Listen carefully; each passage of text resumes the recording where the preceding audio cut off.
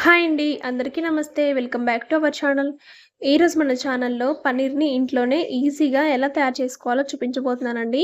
చాలా అంటే చాలా ఈజీ అనమాట ప్రాసెస్ కూడా. తెలియని వాళ్ళు వీడియో మొత్తం చూసేయండి. దీనికోసం మనకు కావాల్సింది విరిగిపోయిన పాలండి. ఈరోజు నేను తీసుకున్న మిల్క్ విరిగిపోయాయి. ఇంట్లో ఎప్పుడు మిల్క్ విరిగిపోయినా కూడా నేను కలకండ్ చేస్తుంటాను, కానీ ఈసారి పన్నీర్‌ని చూయిద్దామని పన్నీర్ చేశానండి.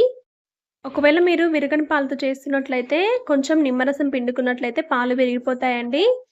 ఇలా విరిగిన పాలని మనం ఒక జల్లిబుట్టలో కానీ, ఒక క్లాత్‌లో కానీ తీసుకొని మొత్తం వడగట్టేసేయాలి. ఇందులో వాటర్ ఏమీ ఉండకూడదు. మీరు నిమ్మరసంతో పాలను విరగ్గొట్టినట్లయితే పైనుంచి కొన్ని వాటర్ కూడా వేసుకొని క్లీన్ చేసుకోండి. అప్పుడు పులుపు వాసన అనేది ఉండకుండా ఉంటుంది. ఇలా చేసిన తర్వాత మనం తీసుకున్న జున్నుని ఏదైనా కాటన్ క్లాత్‌లోకి తీసుకోవాలి. తీసుకున్న తర్వాత ఎక్సెస్ వాటర్ మొత్తాన్ని ఇలా పిండేసేయండి. అంతా పిండేసేయండి.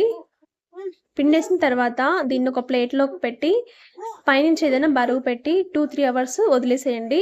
చూడండి, 2-3 అవర్స్ తర్వాత మనకైతే పన్నీర్ రెడీ అయిపోతుంది. హోమ్‌మేడ్ పన్నీర్ చాలా మెత్తగా, చాలా సాఫ్ట్‌గా బావుంటుందండి. దీంతో కర్రీస్ గానీ, ఏమైనా స్నాక్స్ కానీ ఏమైనా చేసుకోవచ్చండి. నేనిక్కడ హాఫ్ లీటర్ మిల్క్‌తో మాత్రమే చూయించాను. మీరు కావాలనుకుంటే ఎన్ని మిల్క్ అయినా చేసుకోవచ్చండి.